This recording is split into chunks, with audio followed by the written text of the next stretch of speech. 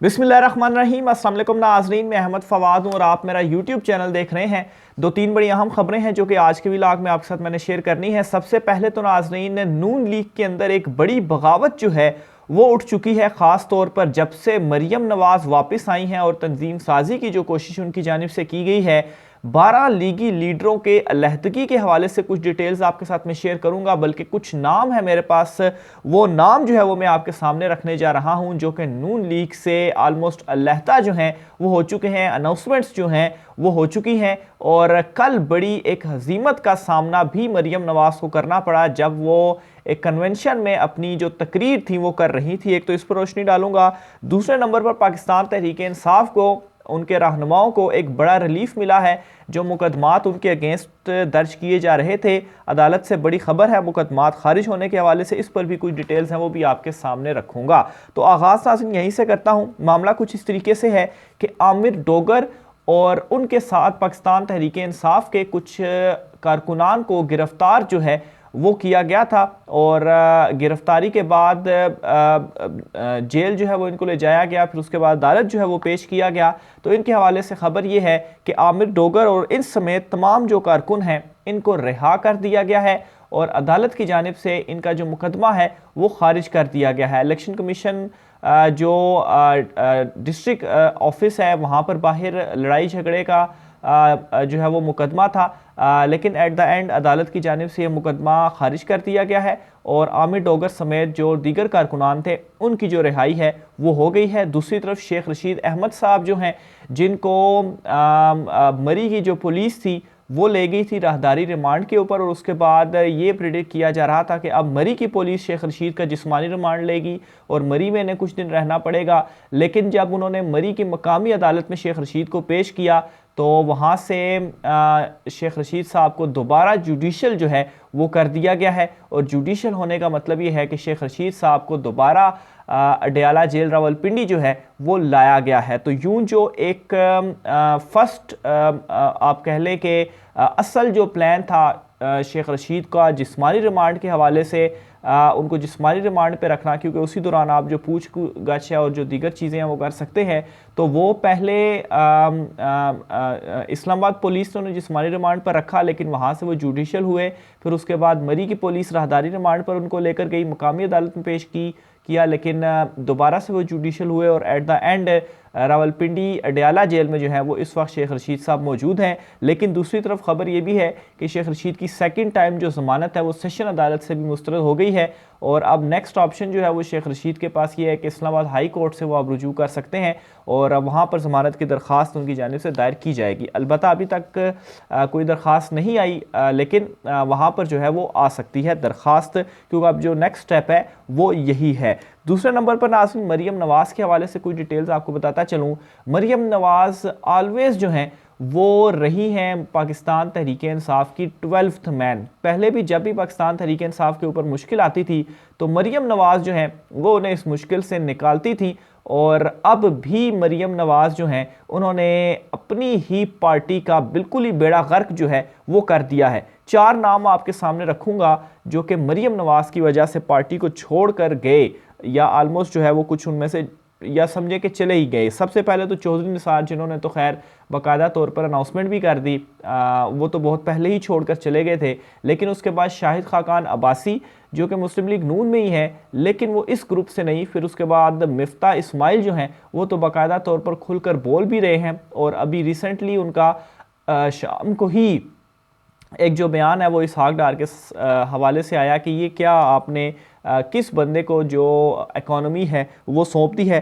फिर इसके अलावा नाज़रीन 2 और नाम जो हैं, एक और नाम अयाज सादिक जो हैं, इनका भी नाम लिया जा रहा है कि ये भी अब नून लीग से किनारा कशी जो है वो आहिस्ता आहिस्ता इख्तियार कर रहे हैं। और ना सिर्फ ये 4 लोग बल्कि इसके साथ 12 लोगों के हवाले से भी बताया जा रहा है कि वो इस वक्त नून लीग की लीडरशिप से काफ़ी ज़्यादा नाराज़ हैं और ख़ास तौर पर मरियम नवाज़ से वो नाराज़ हैं कि मरियम नवाज़ जिस तरीके से चीज़ों को हैंडल कर रही हैं या मरियम नवाज़ जो है वो कैसे पैराशूटर बनकर उनके ऊपर मुसल्लत हो गई हैं और फिर शहबाज हुकूमत की जो कारकर्दगी है। तो इस वक्त नून लीग के अंदर ये जो धड़ा है, ये जो बगावत है वो तेज़ी से उभरती जा रही है और बहुत जल्द इनमें से बहुत सारे जो लोग हैं वो अलहदा भी होने जा रहे हैं। लेकिन नाज़रीन, इसी में एक ट्वीट मैं आपके सामने रखूंगा। फ़हीम अख्तर साहब है, सीनियर सहाफ़ी।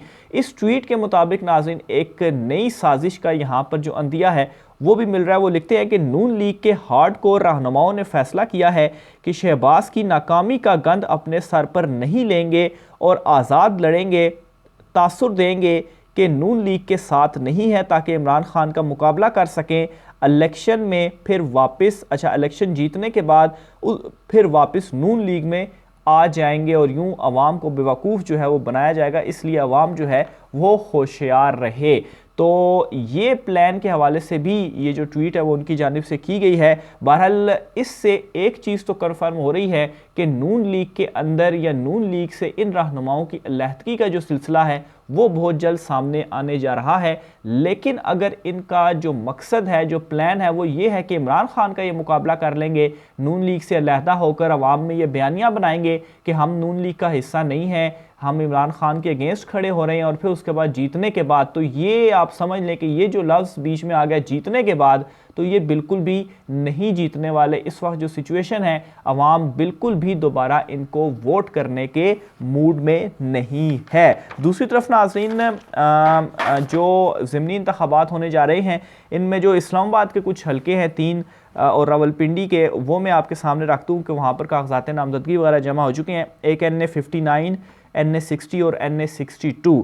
तो यहाँ से हुआ ये है कि वही मोरूसी सियासत जो है वो कंटिन्यू है। चौधरी निसार साहब ने अपने साहबजादे को NA59 में जो है वो खड़ा कर दिया है, तैमूर निसार साहब। इसके अलावा हनीफ अब्बासी साहब जो हैं उन्होंने भी अपने साहबजादे हमास अब्बासी को NA60 से इलेक्शन लड़ाने के लिए जो ज़िमनी होने जा रहा है इसमें उन्होंने खड़ा कर दिया है। तो कागजात नामजदगी जमा करवा दिए हैं और वो अगेंस्ट होंगे, मुकाबला उनका होगा राशिद शफीक से। और इसके अलावा NA62 जो है वहाँ से भी हनीफ अब्बासी के साहबजादे हमास अब्बासी जो हैं वो ये ज़िमनी इलेक्शन लड़ रहे हैं और वहाँ पर उनका जो मुकाबला है वो होगा शेख रशीद अहमद से। तो ये जो 3 हलके हैं ये बहुत ज़्यादा इम्पोर्टेंट हैं, रावलपिंडी के भी और यहाँ इस्लामाबाद से भी असद उमर साहब की जानिब से, अली नवाज़ अवान की जानिब से जो कागजात नामजदगी हैं वो जमा करवा दिए गए हैं। लेकिन खैर इस वक्त जो ज़िमनी इंतखाबात हैं या जो सूरत हाल चल रही है, कोशिश तो ये की जा रही है कि किसी तरीके से तमाम तर जो इलेक्शंस हैं इनको मुलतवी किया जाए, लेकिन ये भी खैर इनकी ख्वाहिश ही हो सकती है। इलेक्शंस जो हैं वो मुलतवी नहीं होंगे और इस हवाले से जो अदालतों में भी चीज़ें चल रही हैं, कल सुप्रीम कोर्ट ऑफ पाकिस्तान के अहम रिमार्क्स मैंने आपके सामने रखे, फिर लाहौर हाई कोर्ट का आज जो है वो वहाँ से भी बड़ा फ़ैसला आने जा रहा है, उस पर भी मैं कुछ डिटेल्स, वो केस होगा उसको देखूंगा और वो भी जो है वो मैं आपके साथ सारी चीज़ें जो है वो शेयर करूंगा। बहरहाल नून लीग जो है वो आहिस्ता आहिस्ता, जैसे कि इनके अपने रहनुमा ये बयान दे रहे हैं कि ख़त्म होती जा रही है। KP में तो इनका सफाया हो चुका है और पंजाब में भी बस बिल्कुल लास्ट स्टेजेस के ऊपर है।